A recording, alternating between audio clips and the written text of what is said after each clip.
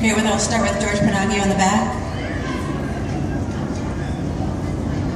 Hello, Kathy. Congratulations. I love reaction, and when you won this evening, no one was more surprised in that room than you were.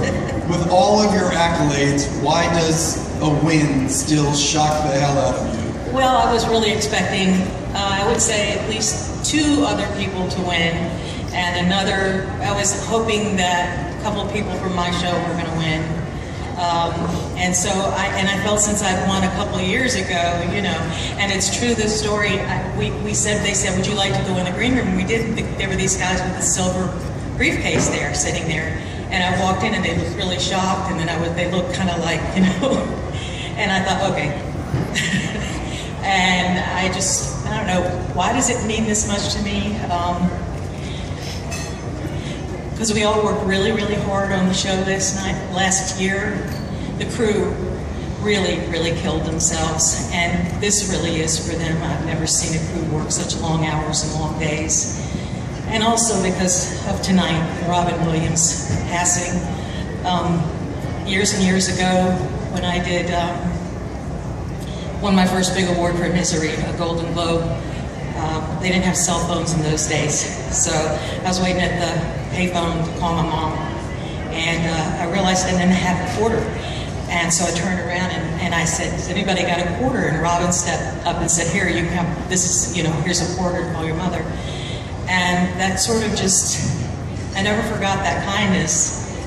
And then years later, when I was up for an Oscar, he had won the year before for supporting, and he was giving out Best Supporting for Ladies. And Dame Judi Dench won.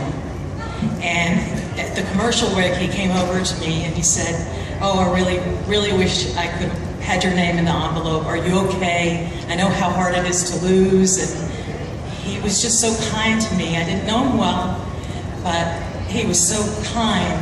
And so this is a special night for that reason, too. I almost wanted to say, look, I won this time, and this is for you.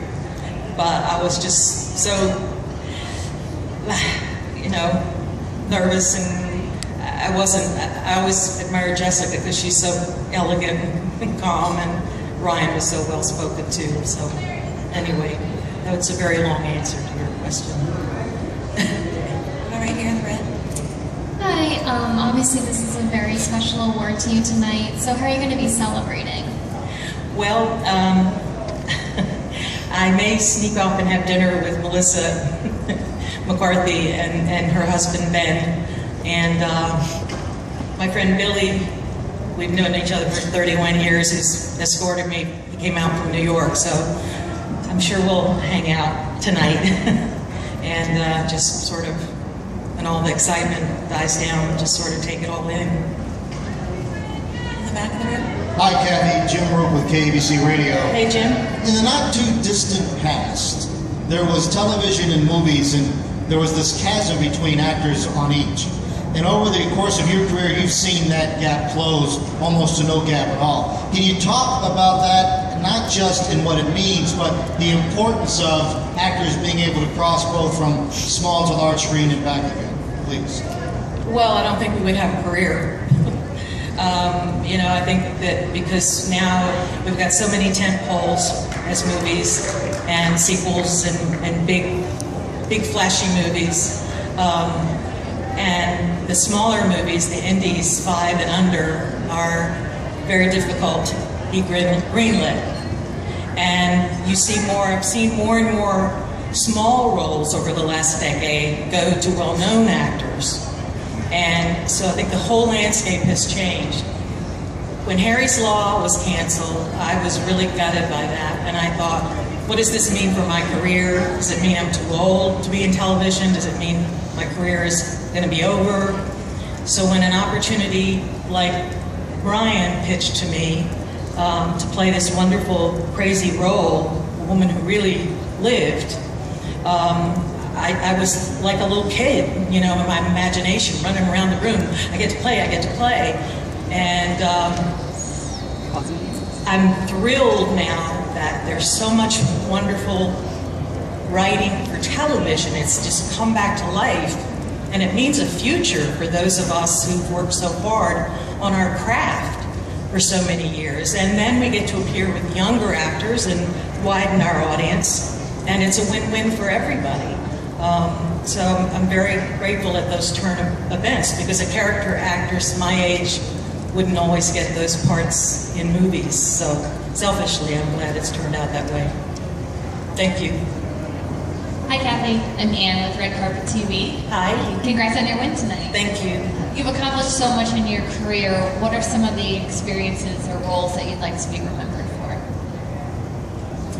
I would hope that I could be remembered for making people laugh, make people cry, and that I was able to bring some humanity to characters who might not otherwise appear to have any.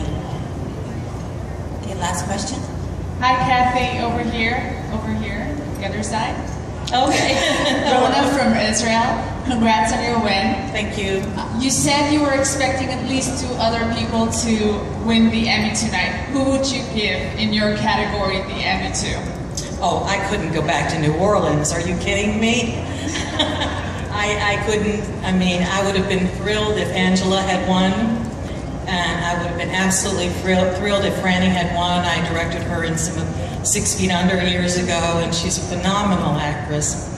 So I dare not say I would have been happy, you know, if years ago I did a play called Vanities about 3 cheerleaders, and one of the lines from the play was, because they all wanted to be homecoming queen, and one said, "Oh, I know you'll get it," and the other one says, "Oh, I know you'll get it," and the other one says, "One of us will get it." So I'm happy one of us got it tonight. Thank you so much. Thank you. Congratulations.